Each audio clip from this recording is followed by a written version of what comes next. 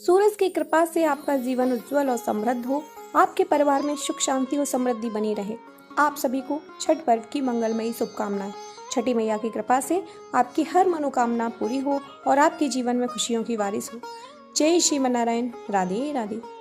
छठ पूजा वैसे तो बिहार और पूर्वांचल का त्योहार है, लेकिन अब ये त्योहार धीरे धीरे वैश्विक तौर पर मनाया जाने लगा है।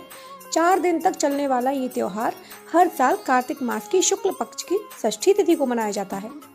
इसकी शुरुआत दिवाली के 6 दिन बाद होती है।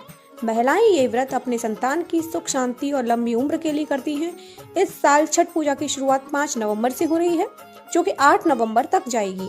इस त्योहार की शुरुआत नहाय खाए से होती है। इसके बाद दूसरे दिन खरना होता है, तीसरे दिन संध्या अर्घ और चौथे दिन सूर्योदय होते समय सुबह सूर्य देव को अर्घ्य देकर व्रत को पूरा किया जाता है। छठ पूजा को सूर्य षष्ठी, छठ पर्व डाला पूजा, डाला छठ और छठी के नाम से भी जाना जाता है। माना जाता है कि छठी माता की पूजा से सभी मनोकामनाएं पूर्ण होती हैं। छठ मैया के बारे में कथा है कि यह ब्रह्मा जी की मानस पुत्री हैं और सूर्यदेव की बहन हैं। छठ मैया को संतान की रक्षा करने वाली और संतान सुख देने वाली देवी के रूप में शास्त्रों में बताया गया है, जबकि सूर्यदेव अन्न और संपन्नता के देवता हैं। इसलिए जब रबी और खरीफ की फसल कटकर आती है तो छठ का पर्व सूर्यदेव का आभार प्रकट करने के लिए चैत्र और कार्तिक के महीने में किया जाता है। छठ पर्व मुख्य रूप से षष्ठी तिथि को किया जाता है, लेकिन इसका आरंभ नहाय खाए से हो जाता है। यानी छठ पर्व की शुरुआत पहले दिन व्रती जो होता है वो नदियों में स्नान करके भात, कद्दू की सब्जी और सरसों का साग एक समय खाती है। दूसरे दिन खरना किया जाता है, जिसमें शाम के समय व्रती गुड़ की खीर बनाकर छठ मैया को भोग लगाती हैं और पूरा परिवार इस प्रसाद को खाता है। तीसरे दिन छठ का पर्व मनाया जाता है, जिसमें अस्त होते सूर्य को अर्घ्य दिया जाता है और चौथे दिन सप्तमी तिथि को उगते हुए सूरज को अर्घ्य देकर छठ पर्व को समापन किया जाता है। तो देखिए, जो नहाय खाए है वो होगा 5 नवंबर को। यह छठ पूजा का पहला दिन है।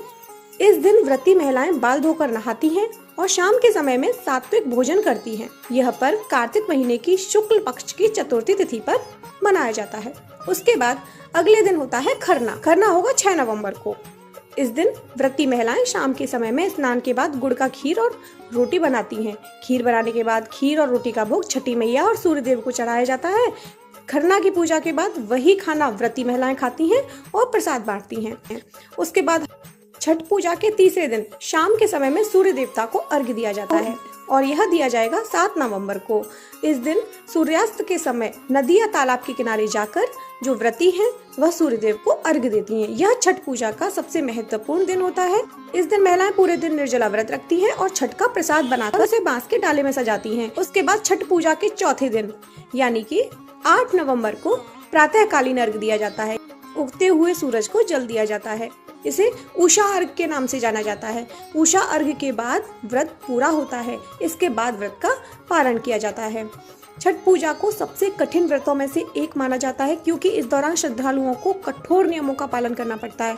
यह व्रत परिवार की सुख समृद्धि, संतान की दीर्घायु और रोग मुक्त जीवन के लिए किया जाता है। इस त्योहार के दौरान सूर्य की आराधना से हमें ऊर्जा और शक्ति मिलती है, जो जीवन में सकारात्मकता का संचार करती है।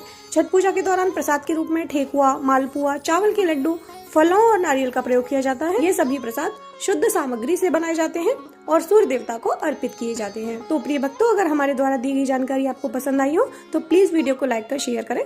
धन्यवाद।